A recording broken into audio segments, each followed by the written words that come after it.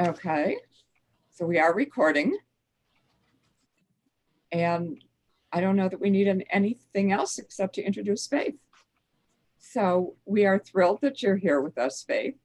And I'm going to read from the formal biography because Faith put it together beautifully.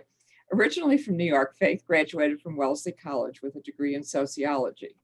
While attending Marquette Law School, she gave birth to all three of her sons sequentially, year by year. After graduating from law school, she practiced as an attorney for 5 years. Her casework was primarily in the area of family law and included domestic violence advocacy and guardian ad litem work, representing vulnerable individuals.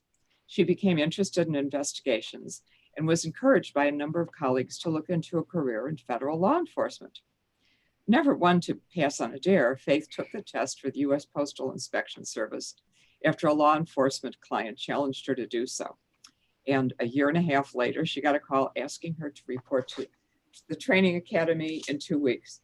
And she found herself on a flight to Washington, D.C., where she worked as an inspector for 14 years. Her art career began as she worked in law enforcement, giving a voice to 7 chronically homeless men over a period of 6 years in the documentary 30 Seconds Away, Breaking the Cycle, which premiered at the Milwaukee Film Festival in 2015. Her work as an attorney and in law enforcement offered Faith a unique lens through which she tells stories of both human suffering and hope. And Faith, take it away. Well, hi, everyone. Good evening. And I want to say thank you for having me come and speak tonight. I have a presentation I'm going to go through, and the gist of tonight is really to talk a little bit about the role of art and artists in activism. So I'm going to walk you through some of the background and history related to the art that I do, and I want to make sure that I leave room for questions at the end. So I think if you have questions, you can put them in the chat box. Yeah, and Beth will manage that. And in the meantime, I'm going to try not to embarrass myself as I share my screen and tee up the presentation.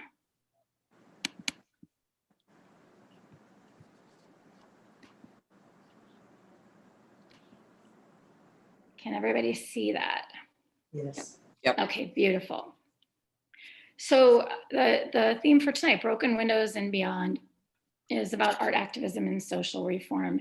As Beth said, I mean, I came to art through law enforcement, and I feel like sometimes my career sounds a little bit scattered when you look at the different things that I've done, but I have to say art is really the place where everything I've ever done in my career, including advocacy and giving voice to people who are marginalized, has started to really make sense and gel.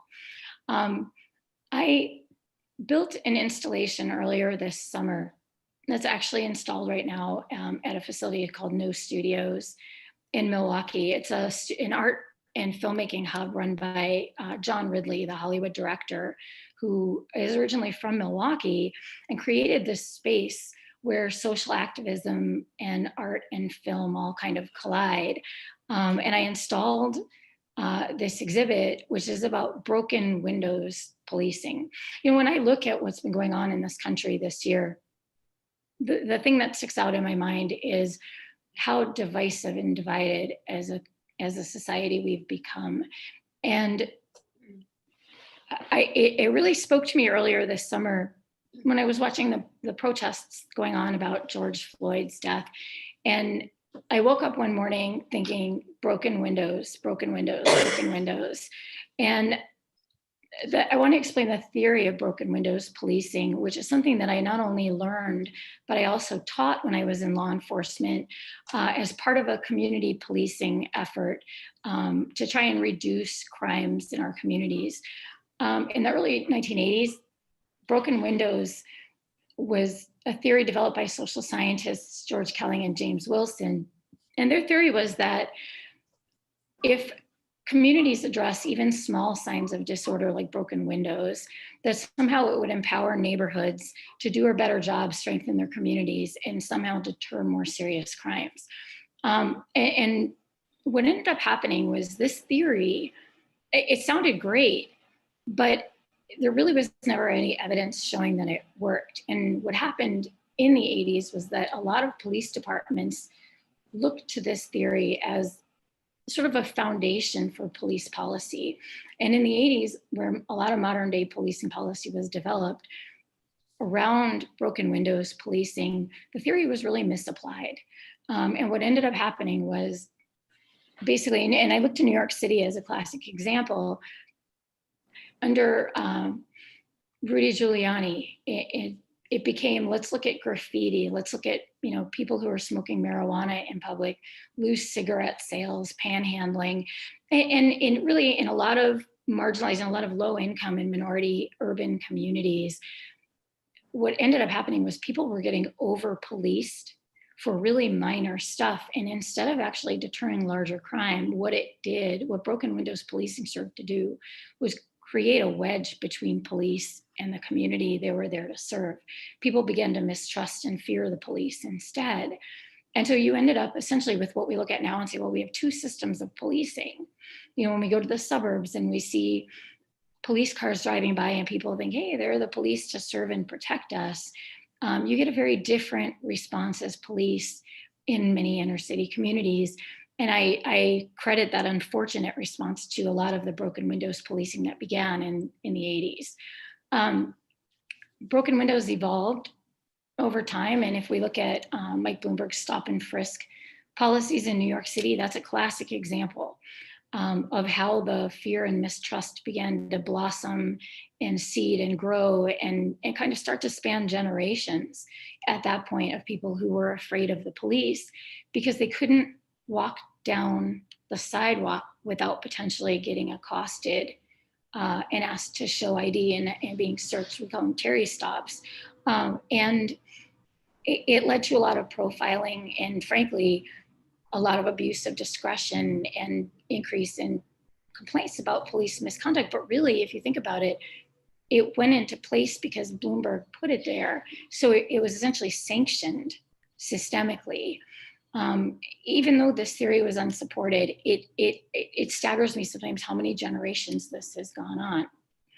So another thing that I see when I think about broken windows policing and how this schism has happened, the place we are now in our society where you have entire movements devoted to defunding and dismantling the police, is we have started over time more militarizing police. And I guess for to explain to civilians, sometimes it's hard.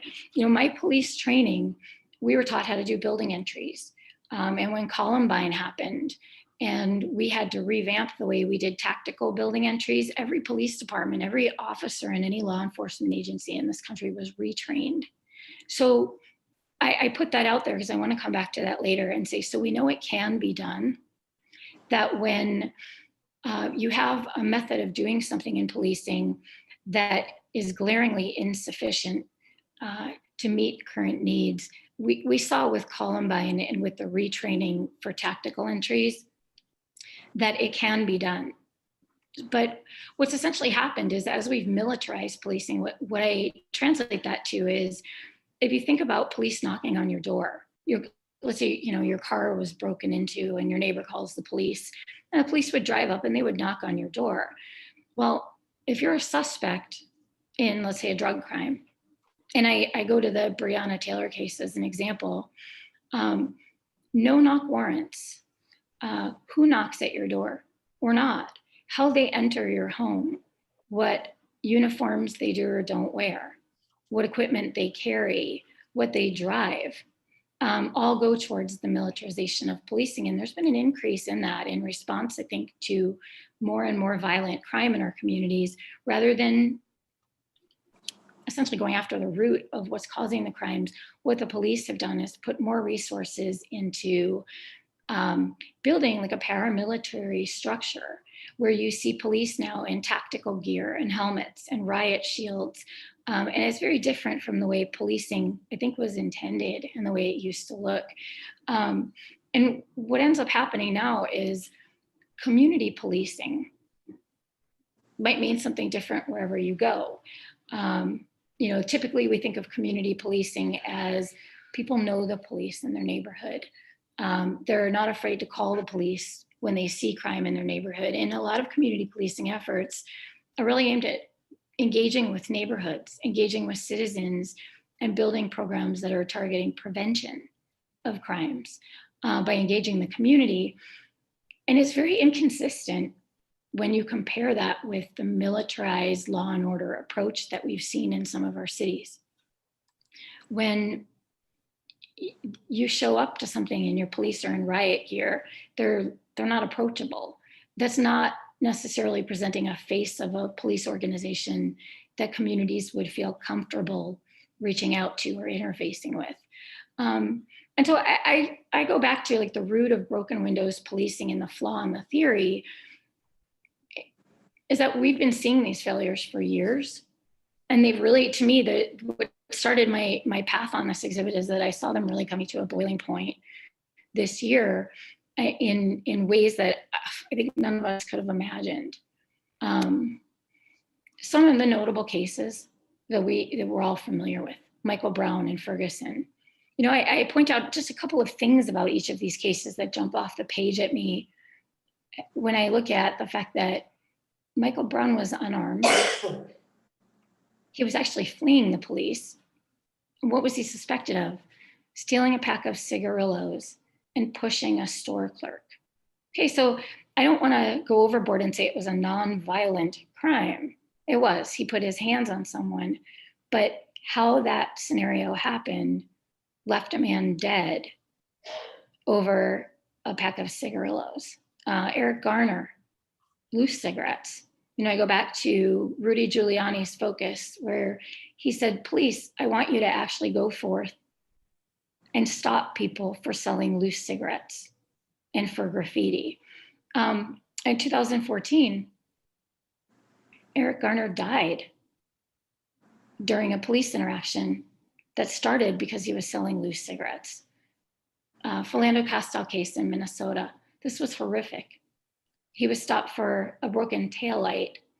He actually told the officer that he had a gun in the car, and the officer shot him before anything could really happen.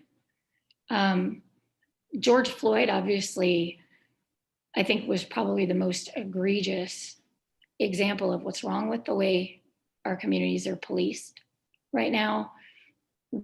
When I point out that the reason the police were there, and it was 6 officers on the scene, it was a suspected counterfeit $20 bill that he died for. And obviously Breonna Taylor, I took issue with the AG in Kentucky saying she was in the wrong place at the wrong time. She was in her bed, in her home, asleep, when a warrant was being served. So that's the type of policing that I see is there's a systemic effort to say, well, this is how we police. And yes, it's unfortunate when people die, but this was one bad incident, one bad apple.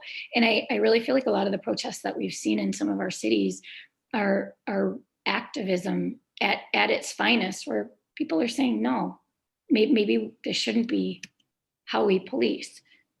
I put together a quick graphic just to show you, because I'm a very visual person, being an artist and a filmmaker, the difference between the perception of community policing and militarized policing. And I guess I would just ask you to think about, as you look at these images, how do they shape the way you think about police? How comfortable does anyone feel with that second image of militarized policing if that is who came through your doorway, looking for maybe someone at the wrong house even, right? This is what our policing has become in a lot of our communities in the US. And when I look at the difference, right? Community policing is supposed to be about partnerships, problem solving, It's supposed to have transparency. It's supposed to have accountability for police, where they are interfacing directly with the community to explain what they do, how they do it, why they do it, and be there to help, protect, and serve, versus the militarized policing that many of our inner city residents across this country see, which is military equipment, assault weapons, flashbangs going into houses. And I've carried those weapons, I've worn that gear. I can tell you those aren't comfortable scenarios for anybody, the cops or the citizens whose houses are getting raided by people wearing that. So now I'm going to switch gears here to protest. And I did a little research on protests. Why do we protest? What's the point of protesting? Are we publicly expressing opinions about things we don't like? Are we raising awareness? Do we want to influence public policy or legislation? You know, one of the really interesting things about the protests we're seeing this year and in some recent years is that protests become sort of a larger movement that joins a lot of smaller movements. When you see like the Women's March and you see Black Lives Matter and you see all of these different groups in different communities who are advocates for very specific, sometimes very narrow causes, all come together into one larger, powerful movement to protest. It is, I think, it says a lot about how many people in how many different aspects of our communities, from the suburbs, from the cities, professionals, you know, people who, you know, work hourly jobs versus, you know, salaried executives, all out there together as one voice is pretty powerful. And I think the fundamental way that I view protests at this stage of 2020 is it seems to have become most significantly a demand for change. I just did a panel this weekend about the role of art and artists in activism. And I look at what we do as trying to change narratives, trying to capture scenarios of our current culture, showing snapshots of what's going on around us, and helping raise awareness where there is injustice. And I see art potentially as a very powerful vehicle for change. And it, in a lot of ways, for me, it comes as a very non-confrontational vehicle to talk about what we need to change in our society. The image you see next to it is a piece from my Salvaged exhibit. The exhibit itself is a collection of salvaged windows that I've painted, all to look as if they are broken or cracked.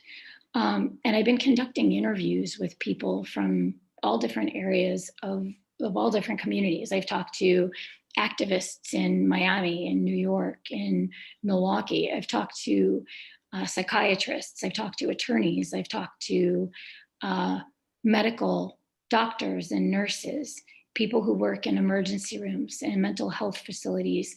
And I've talked to people who are poor, who are marginalized, who are on unemployment, who are on, you know, state welfare benefits, who are receiving, you know, food share benefits, who are, you know, parents of children in public schools. I've talked to children who went through the public school system. And what I've done is taken all of these interviews and created a series of questions that I've then placed in different positions on these windows to start talking about what else is broken and why our broken social issues keep interfacing with police. And I think the role of the artist in shaping and challenging cultural narratives is significant at a time like this, because there's so much out there to protest. There's so much that we see that's the matter. And I've been very privileged to work with a group of artists from all over the world in this last exhibit this weekend, the Social Justice Summit I was participating in. And I gotta tell you, no matter what cause any of us are addressing with our art, I will say art really has something for everybody. It has something that will reach everybody. I went back through history a little bit to look at art as protest. And I pulled a couple of notable pieces to kind of underscore the point. The piece on the left is The Death of Michael Stewart, Defacement. It's a Basquiat piece. I love Basquiat. I love street art. Michael Stewart was an artist who in the early 80s was chased down while waiting for a train to go home. He was chased down by a New York City transit cop who suspected him of spraying graffiti in a subway station, kind of a la Giuliani.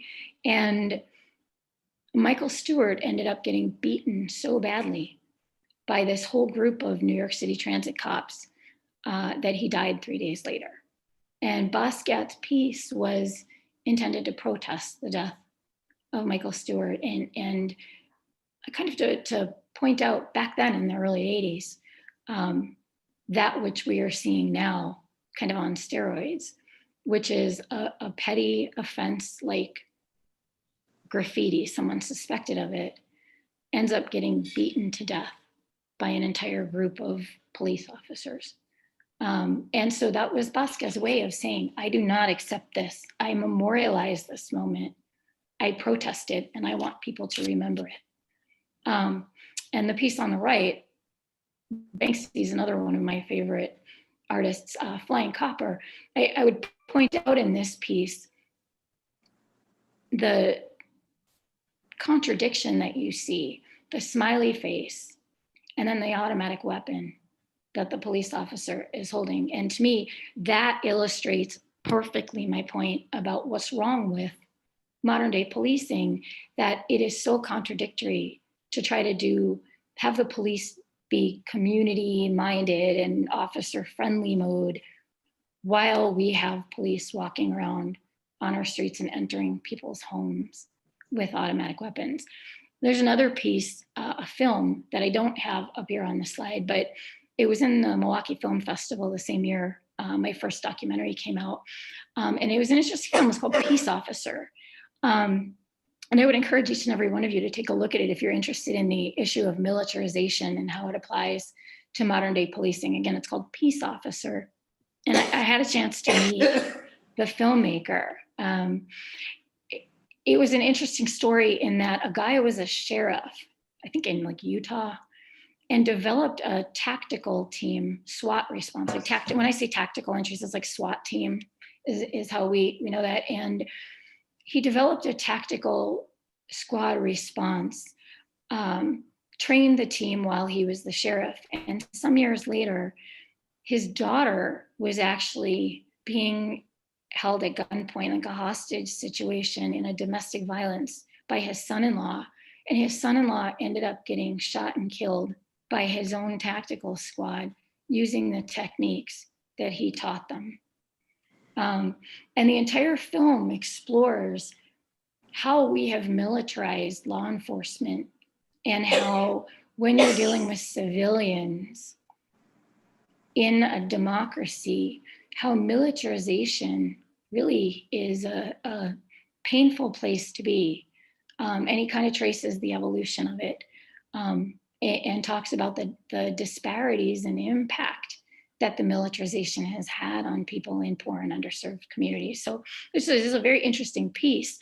When I reflect back on the changes historically in the way we police. And so this slide, this is a little bit about Salvaged, my protest, and what I do. And so again, I find these windows and I essentially paint them. And how this exhibit has evolved over this summer has been working in quarantine in my studio here in Milwaukee, but also conducting interviews. I set a different number of interviews every week and started reaching out to people to ask who knows somebody who's a psychiatrist who's willing to give me 30 minutes and talk about what's broken that has led to calls for police service. And that's really, I mean, for me, that's really the gist of it, is when I look at what policing is expected to do in our communities, I think that's part of the problem too. And that's part of what my exhibit is intended to protest as well. When you're a law enforcement officer and you put on a uniform and you go out and you do what you are trained to do, you may be responding to someone who's in the midst of a mental health crisis. So when that happens, my question now looking at this country is, how many officers do we have really on every department or any department who are trained to manage an untreated mental health crisis in a way that's going to diffuse violence, that's going to de-escalate the situation? And I say, when I look back at history, I think there have been too many calls for police service for mental health crises that have ended in violence, that have not had good outcomes. Domestic violence is another scenario that police are first responders, right? They're able to respond to a call for service, may or may not have a lot of information when they arrive, but they're stepping into a situation, a social issue that was so broken before they got there, that I ask, what's the role and scope of police? And that's the entire premise of my exhibit, is questioning the role and scope of law enforcement in today's society. When I look at law enforcement in the context of so many of our larger societal needs, we need police reform. It's my opinion. I'll say it loud and proud. We do. But we need social reform to happen alongside and in conjunction with police reform, because to me, reforming police in a vacuum still doesn't solve the underlying social issues that are the root cause of so many calls for police service. And I'm speaking as an artist, but I'm speaking as someone who worked in law enforcement. I'm speaking as an attorney, who worked with people in crisis. And I think when that 911 call takes place and police show up on the scene, expecting them to be able to manage every crisis, every scenario that has gone wholly unaddressed in many ways by so many different elements and broken systems in our communities, is like expecting that when you call an ambulance, the EMT who shows up to transport you is actually going to be able to perform brain surgery on that aneurysm. And so I look at it as multi-system failure, and the police are one system. And so that's why I've spent the time on this exhibit, and that's why I'm actually so happy to be able to share it with the public now, because I want all of us to understand the role we all can play in activism, right? I'm an artist, I'm a loudmouth, Beth can attest. When something doesn't seem right, I speak up. And I found that for me, filmmaking and art have not only been a great outlet for me, a great vehicle to help raise awareness, no matter what community I'm in, right? I go to different communities, I screen my film, I do artist talk, I do filmmaker talks, and I talk about the need for us to help shape tomorrow's policymakers, help educate tomorrow's policymakers. And for me, I found art is a great vehicle. Now, when I said before, art has something for everybody, I really think it does.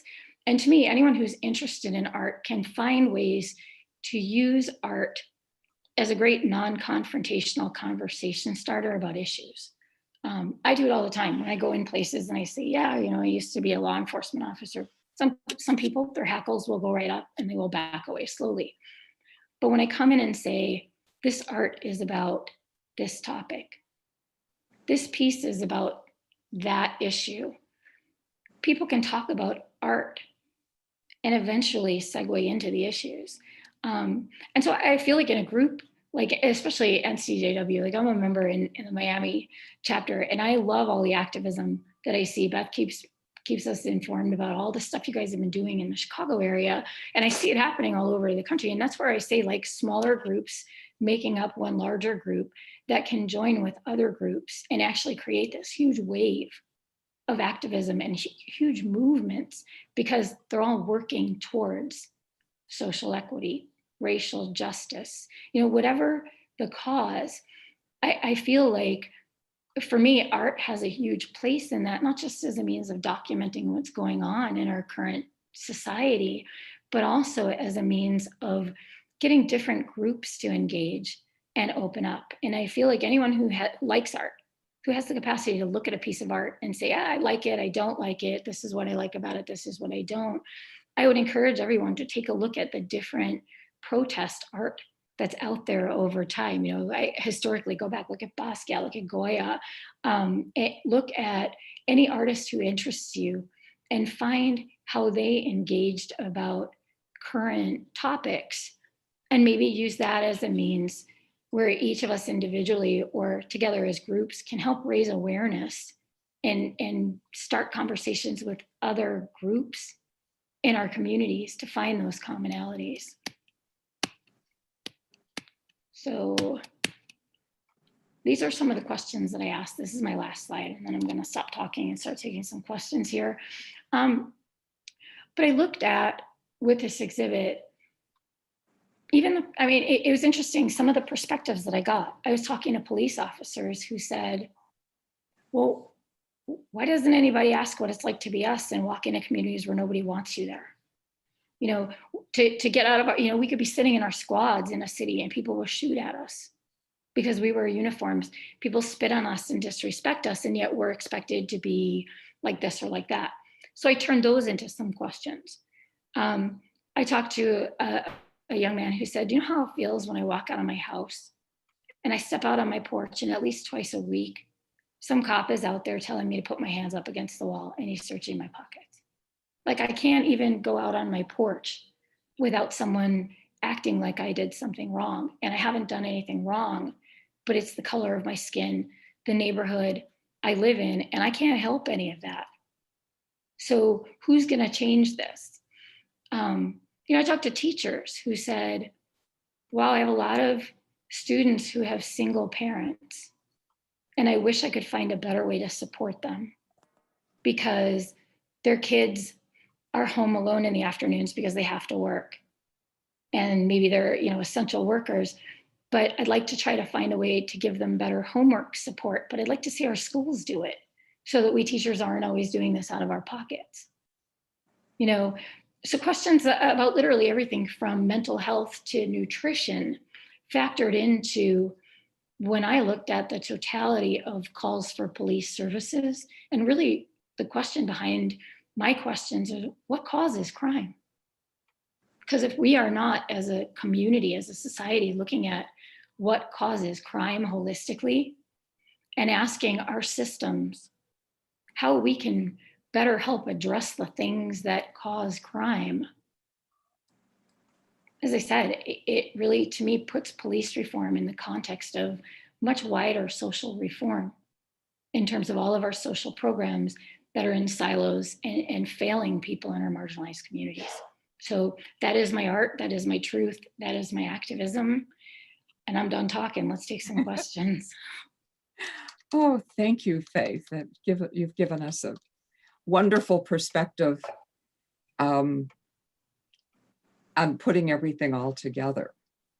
So, and I think one of the things that struck me the most is how police have become so much more militarized. And as a citizen, it sort of came on gradually. And then I said, oh yeah, that's what's happened. And as we see the reaction to protests this summer, that's a very sad commentary. So I'm going to look, we have lots of comments that really question some of the same things that you're giving us questions about. Violent protests can't stop violent police behavior. So society has to work long and hard to affect the needed change. Yes. Yeah, I think that's what you've been saying. Yes. Kathy Carmody said that this is Domestic Violence Awareness Month. Do you work with domestic violence groups? I have. Okay. I have. I honestly, I feel like no social issue should ever get left unaddressed. And I represented enough people who couldn't find decent advocacy, especially when I practiced law here in the Milwaukee community. We had a lot of underserved survivors of family violence in the Spanish-speaking community. And so I got an education on my feet working with clients who needed decent representation. My Spanish, yeah, I get by with it, but who really just needed someone to have a heart for the work they do. So organizations that have a heart for people who are struggling, I always have a heart for working with those organizations. Bev Copeland said, are you aware of the firearm restraining order? That was a bill that was passed in Illinois in 2019 and allows removal of a firearm from an unstable gun owner who is at risk to himself or others. So you might not have heard of that living in Milwaukee and Miami, but that was an important step here in Illinois. It is, and there are similar laws in other states. I would say guns are I got a whole wall in my studio devoted to gun violence and the need for some order to be made out of the chaos that is how we deal with or don't deal with guns nationwide, because I love that there's progress being made in legislation. I do. I think we need more of it. The concern that I have in part is we don't always know when someone has a gun. It's very easy to skirt gun laws in a lot of states with private sales. And because we don't really have any centralized way of knowing, I was joking around with somebody this weekend during this panel, and I said, I have to register my car with the government and pay to have a car and tell them I have it, and it has to pass emissions testing. But a 12-year-old who had you could have had hunter safety training at age 12 in the state of Wisconsin, and that's all the training you need to qualify for gun ownership, get a concealed carry license, and you don't actually have to tell anybody you have your guns. I mean, so those are areas where I feel like having laws on the books is probably the biggest step. That's the hardest step, is making that legislation happen. But when you get legislation that's good like that, that's solid, that has footing, my opinion is we then need to build supporting legislation around that legislation that doesn't leave loopholes. Yeah, and that's been one of the biggest problems with this bill too. Yeah. Bev Copeland says, defunding the police seems to drive people crazy. What do you think would be a better terminology? Because I know I asked Jewish Council on Urban Affairs, a group that we've worked with, said they're supporting defunding the police. And I said, well, I'm not so sure that's the right thing. Oh, that's not what we really meant. And I'm thinking, huh? So Bev is saying, what would be better terminology? Yeah, I don't know. I'm not a big fan of defund the police either, because it isn't what it sounds like. And I'm a person, like, I say what I mean. I say what I think. And I think we need to reallocate resources. We need to reframe the police, in my opinion. It's not just about the money, because whether or not police departments have money isn't the issue. At least my humble opinion, what are they spending the money on? Because when I see departments investing in more militarized equipment, better automatic weapons, armored vehicles, riot shields, more tactical training, hey, yeah, I see that stuff. And what I haven't seen are many departments spending money on de-escalation training. A lot of cops that are out on the streets in some cities, all they've ever had is a few months at a police academy at a community college, and that's the training they get. And particularly if they are going to be asked to interface with people who are victims of crimes, who may be dealing with trauma, whether it's ingrained trauma that they were born into and raised with, or experiencing trauma right now because of a circumstance that's led to police showing up. I think it would behoove the departments to spend money on training officers how to substantively deal with that. And so to me, it's not so much about funding as it is who is policing, how they police, how they're trained to police, and what their budgets are going for. Because I think the totality of it isn't really working so well for a lot of our communities and a lot of our citizens. So to me, it would be about reframing. I'd like the word reframing the police into something different, maybe salvaging the elements of it that we absolutely need as first responders, but then figuring out what we actually want and need police to do in our communities. Yeah. And we've had some suggestions. Neil Samuel said, transform public safety. Harold Winston said, refunding the police. So yeah, those are other things. I like your rephrasing as well. Yeah. Yeah, because when you hear defunding, you think take it away. And so I think, yeah, you address that. Thank you. What concrete actions can we take to help bring about change and positive results? Because we're very involved in wherever we can in advocacy and change legislation. Is there anything else that we can do? Specific. Okay. I mean, many of us are involved in gun violence prevention, so that's one of the effective ones. Yeah. Well, for me, a lot of this starts with if you have the ability to raise awareness and grow your group, grow your cause. Like, look at the cards you all sent out, right? That was an amazing outreach effort. And I think one of the best things about groups like NCJW is the ability to sort of unflinchingly do outreach. So to me, the more people you can reach, the more pressure you can apply. When you have enough like-minded souls coming together, the more pressure you can apply to ask pointed questions of our lawmakers to see what they are doing. I mean, I think for me, a lot of why I look at gun violence, I mean, it's an issue in and of itself. It's an interesting issue. It's a complex issue. But I look at it in terms of the impact that gun violence has. In Chicago in particular, has its fair share of gun violence.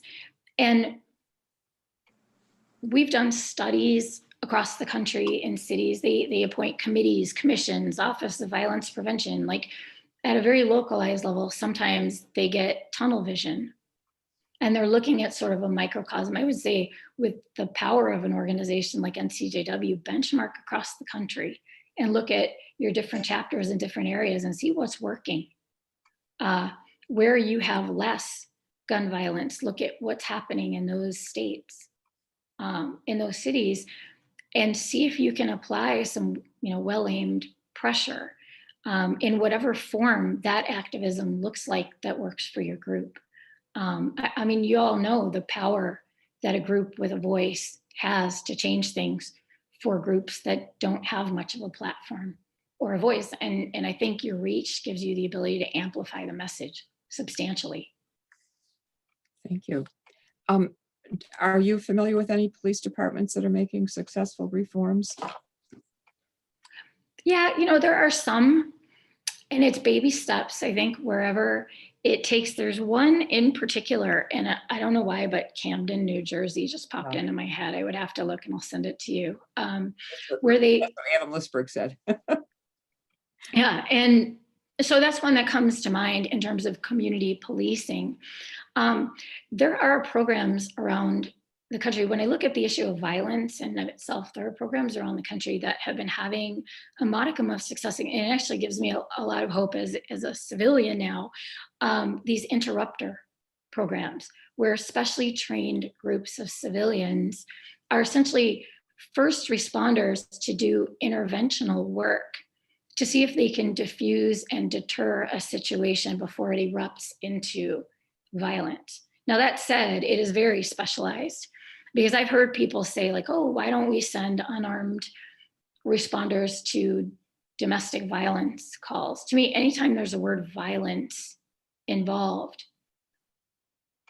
I think there should be some element of appropriate response. We talk about the force continuum in law enforcement. If you're actively showing aggression towards me, I go one level up from you. So if you're coming at me with a closed fist, I might be justified in taking out a non-lethal weapon, like a baton. If you are chasing me with a knife, I might be justified in using a firearm against you. So when I look at programs that are aimed at deterrence, that are aimed at prevention, it's essentially the ones that are having success are where they reach the community before there's a crime in progress.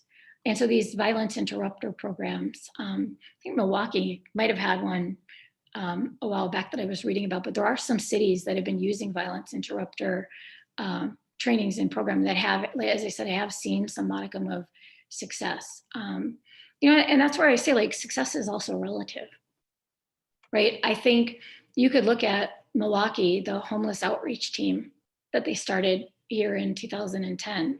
And I very lucky, I got to document it from the backseat of their squad car with my film crew, because we followed them as they opened their doors, because we wanted to see what their outcomes looked like. And so when I say look at impact and I look at outcome, ask them, they would tell you they've had a very successful homeless outreach program. I go back to square one and ask the question, why are the police responding to homelessness and engaging with homeless people as a means of crime prevention? Because I've seen the other side of that coin, which is sometimes the police make everything worse. I look at the Dontre Hamilton shooting in Milwaukee, you know, that turned violent very rapidly when a homeless outreach officer approached. And I get to the point where I say, like, we have to look at what success means with programs. If our goal is to have police in some communities do community policing, I would say look to communities that have successful homeless outreach programs, that have successful violence deterrence programs, even like dealing with family violence. Sojourner Truth, the Sojourner Family Peace Center here used to be just a traditionally they called like a domestic violence shelter. Now it's a family peace center where they not only have combined resources where they share space with the Milwaukee Police Department's sensitive crimes detectives. They operate out of Sojourner, but they have the ability to do restraining order courts, have people appear from the safety of the Peace Center remotely for restraining order hearings, so they don't have to be in the same room or worry about going to the courthouse. They're also, they do training programs for offenders who want to work through their offense and learn how to not commit violence in the future. Because a lot of times, a lot of it is, with trauma-informed care, you see that it's learned behavior. And so I would say, like, if, depending on the issues you want to solve in your own communities, benchmark with the types of programs that match your community's needs. Because what one department defines as success might be a very different definition of success than what another city would call that, in essence. Bev Copeland pointed out that we have a number of those violence interrupter groups in Chicago, and Eddie Bocanegra was our speaker in spring, I think it was May, and he was featured in Alex Kotlowitz's book and has gone on to be an interrupter and in a big program where he works individually with people and has been successful. Jill Lexier says, from your own experience as a federal agent, can you share your most satisfying experiences and your most bleak? Sure. How much time you got? No, I'm just kidding. So I think the most rewarding experience I had, I would say two of them. One was I have never been one to shy away from a challenge or a dare. And I saw a lot of letter carriers in the inner city zip codes in Milwaukee and Racine as well, afraid to come to work, because it wasn't just that it was violence directed against them, although there was quite a bit, but they were becoming collateral damage in open air crimes happening on the streets, two drug dealers fighting and shoot between houses at each other, and a letter carrier is walking up the street and is caught in the crossfire. So I was challenged to find ways to make employees of the Postal Service feel safer at work, be safer at work, when their workplace was inherently unsafe and completely out of their control. And I ended up piloting a few things, trying, like, I'm one of these people, I'll try something. If it doesn't work, I click on something different. But I ended up creating a program that became a nationally recognized and used model in other high crime inner city zip codes, that was aimed at everything from employee engagement and education to community engagement and awareness raising about the impact of crimes in neighborhoods on the delivery of the US mail. And so it took about a year and a half to build that, but it was really rewarding. Even now, I am still in touch with some of the people that worked out on the streets back when I was an agent, who said it changed the way they thought about their own safety. And they became much more engaged with their own accountability, but they also became much more engaged with others, about creating a safer world. So that was one thing. And then the other thing was I caught an armed robber, in a cold case about 2 years after the crime happened. He pistol whipped an older woman employee very badly. The weapon discharged and a number of people were injured in this armed robbery. And the case was ice cold when they handed it to me, like a week out of the academy. And it took me 2 years. But I was able to look her in the eye and tell her that we caught the guys who did it and got justice for her.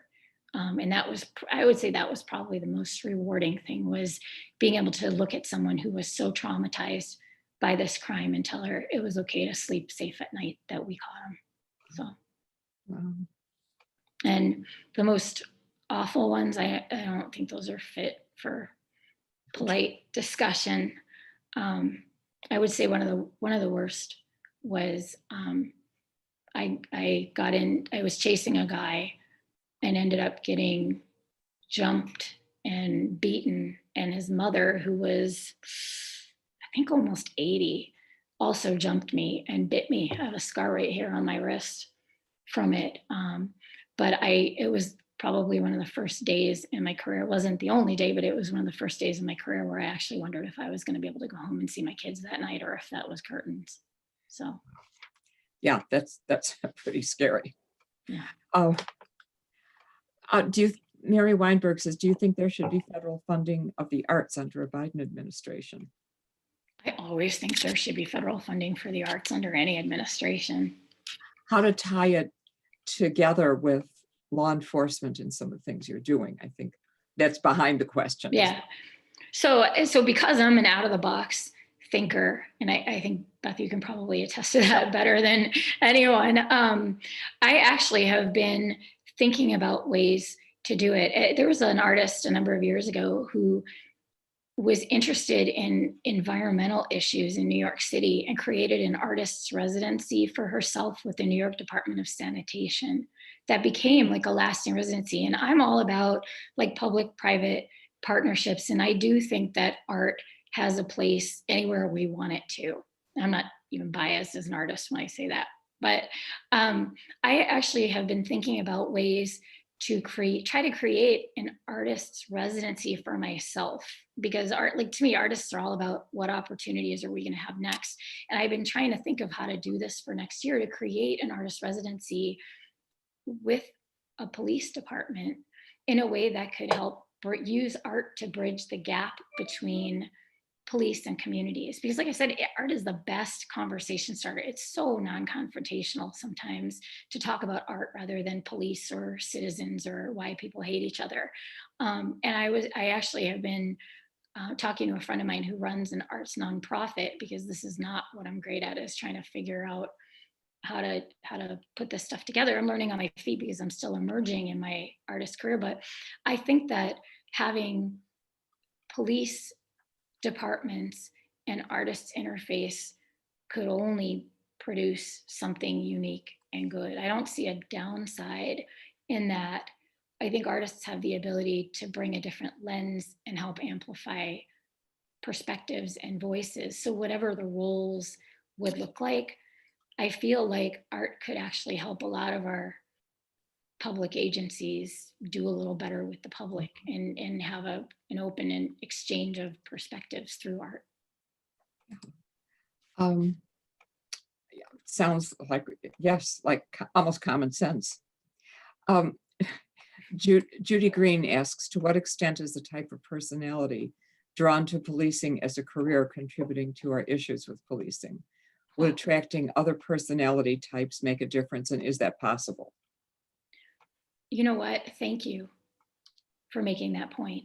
That is huge. And I say that because our police departments are full of people who come from a lot of them, I guess I don't want to overgeneralize, but a lot of people who are drawn to police are people who are former military, or who believe in this kind of law and order perspective. And I think the end result of that is that recruiting people with specific personality types has widened the divide between communities and police, because when people come into police and they want to do it, they're drawn to it because they want to have that badge, they want the power, they want the authority. Frankly, those make the worst police officers on the planet, because they're not in it to serve and protect.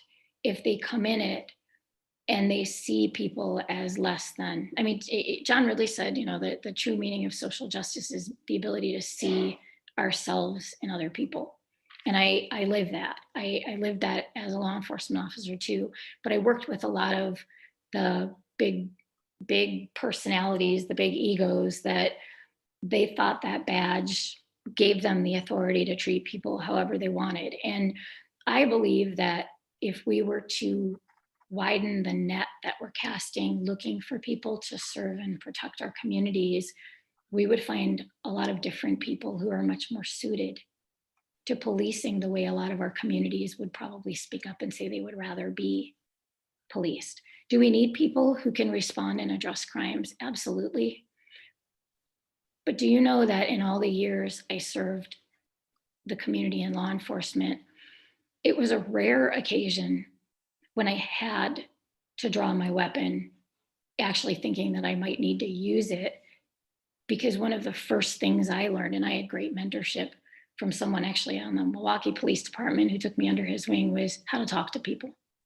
And so I agree 100% that if we were to look at how to recruit different types of personalities, we probably would see less police violence occurring, because we would have people that come from diverse array of lived experiences that they would bring to policing. And I really think it would make for a better society in terms of how we interact with police. So I really appreciate you raising that. And, I couldn't agree more that that might be one of the biggest roots of what needs to change in policing, is who's policing is very often seems to be the problem.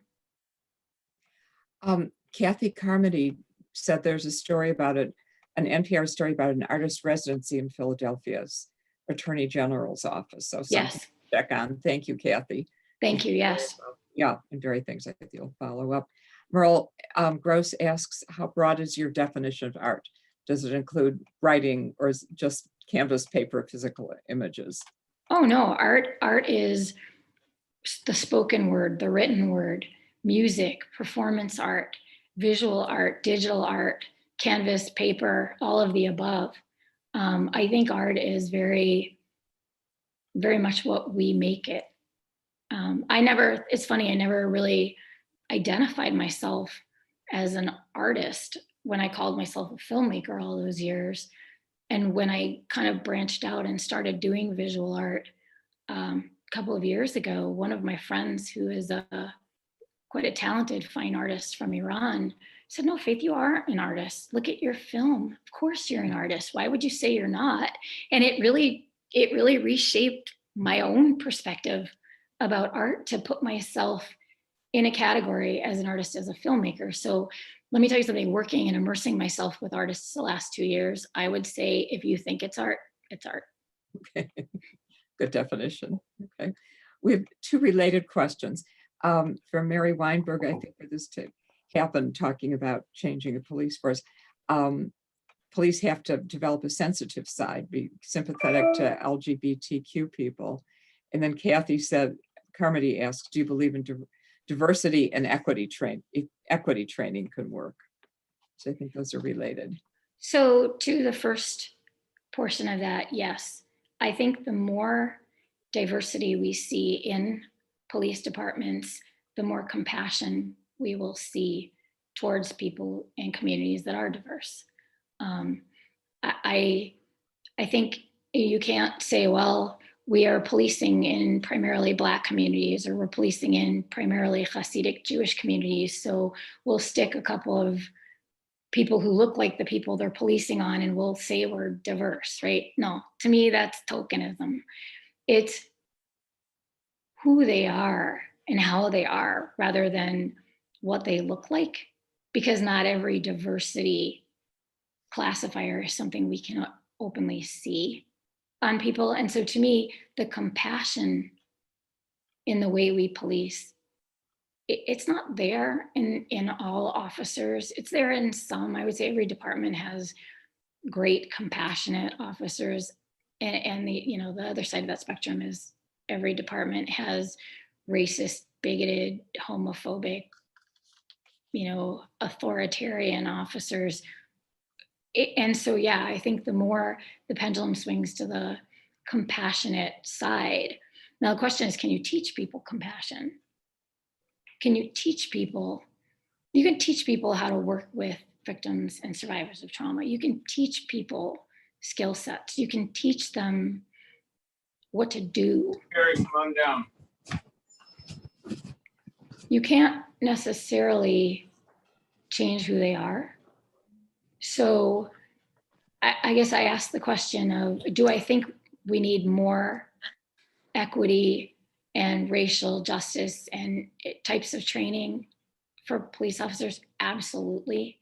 A lot of departments now are rolling out, implicit bias training to their officers to teach us about the biases that we don't even know we have.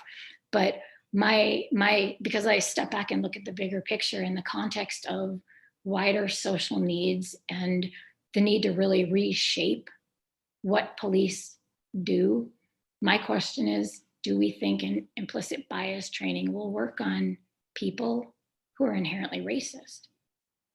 And do we think that individuals being trained will have that significant of an impact on a system that may in and of itself be inherently racist, the way it functions?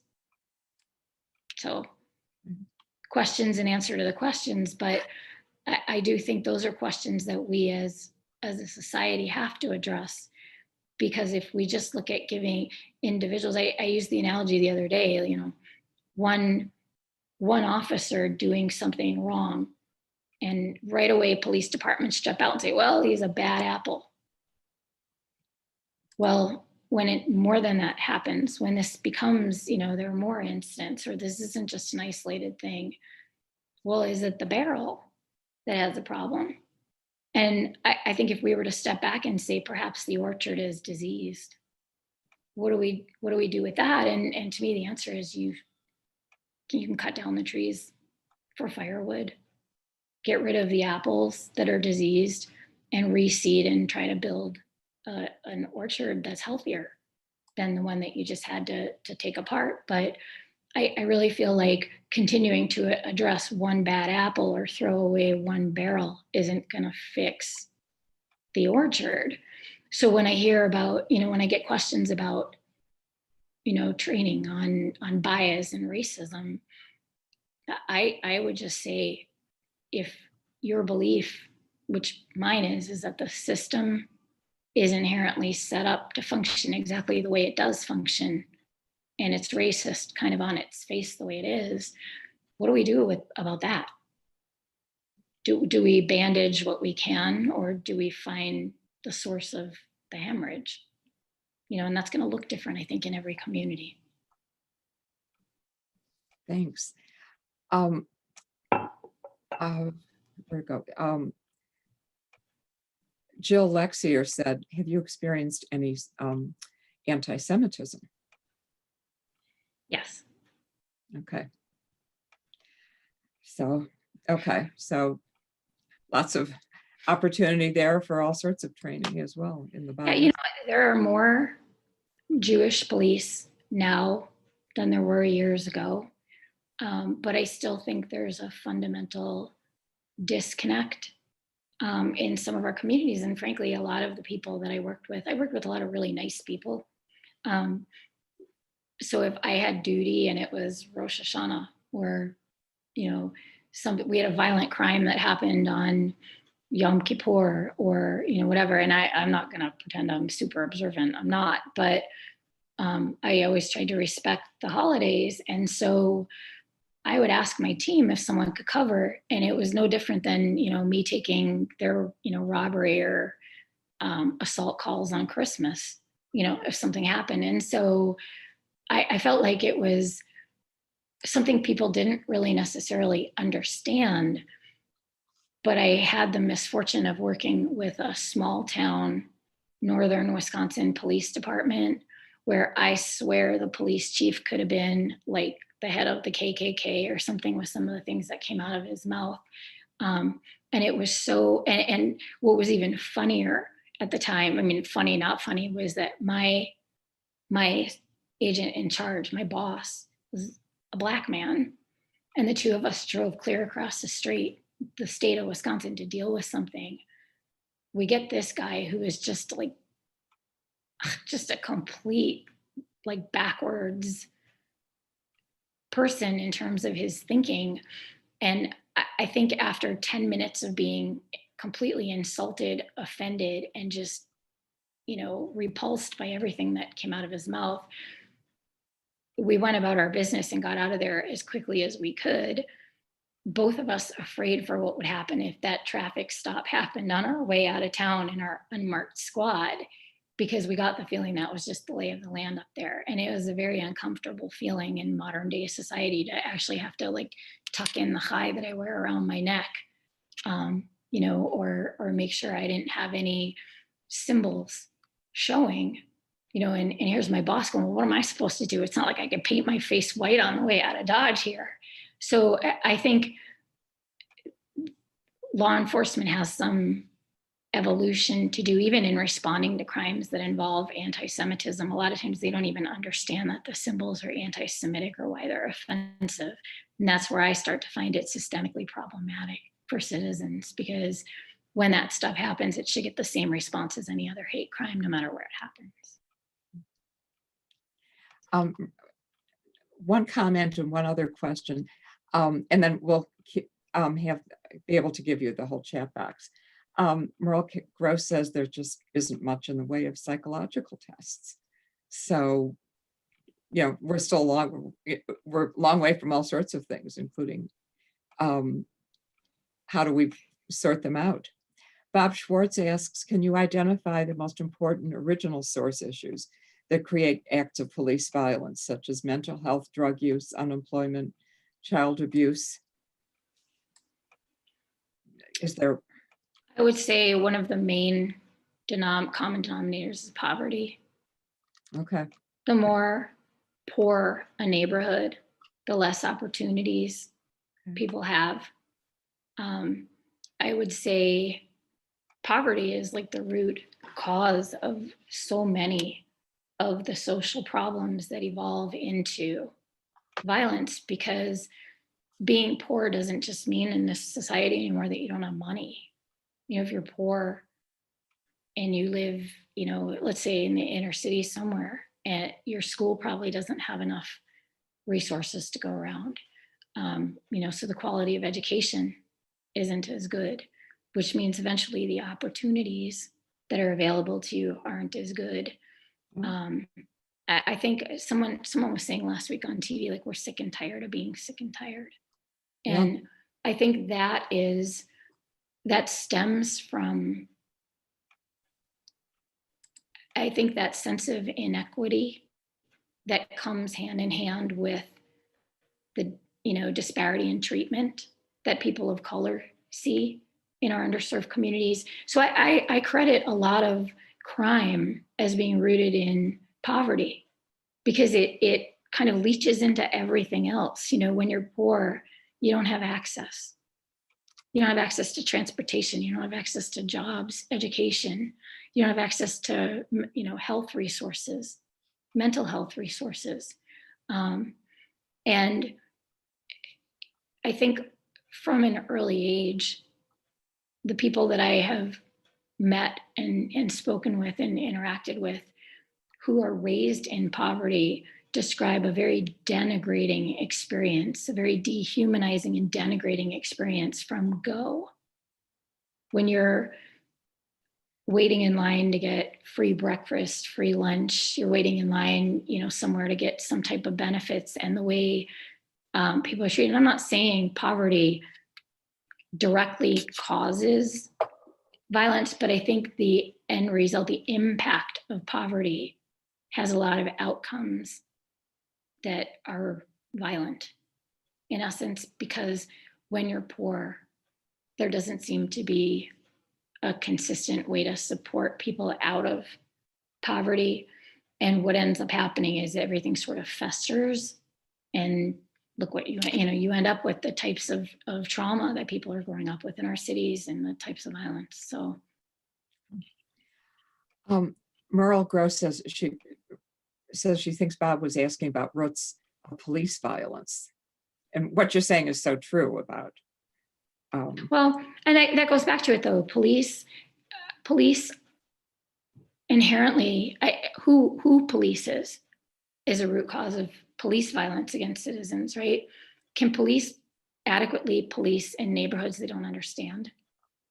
I'm not saying every police officer has to be raised in a poor, violent community to understand what it's like for victims of crime in a poor, violent community, or how to make a poor, violent community safer. But there's a disconnect between police and communities that I think is at the heart of much of the police violence that we've seen. That disconnect comes from who we hire as police officers. And it goes back to psychological testing. I had a sales job when I was 21. I worked for a pharmaceutical company for a minute.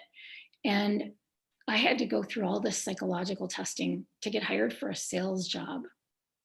I had to go through almost none of that to get hired into law enforcement. I mean, it's like now that I think about it, it kind of seems weird, doesn't it? I think a lack of training is perhaps at the heart of a good portion of the police violence that we're seeing. But again, I am troubled by the fact that so much of the police violence that we see ends up getting sanctioned.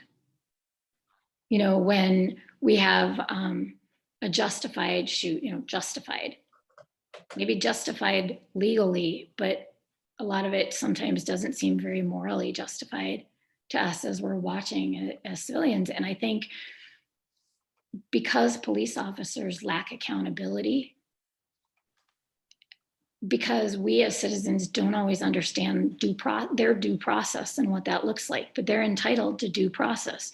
And I say, where was George Floyd's due process when the cop who responded about a counterfeit $20 bill became judge, jury, and executioner all in one, right? So I think the fact that police are set up and buffered with process, and they're protected by the system, the same system that's failing our citizens, that the system's supposed to be protecting and serving.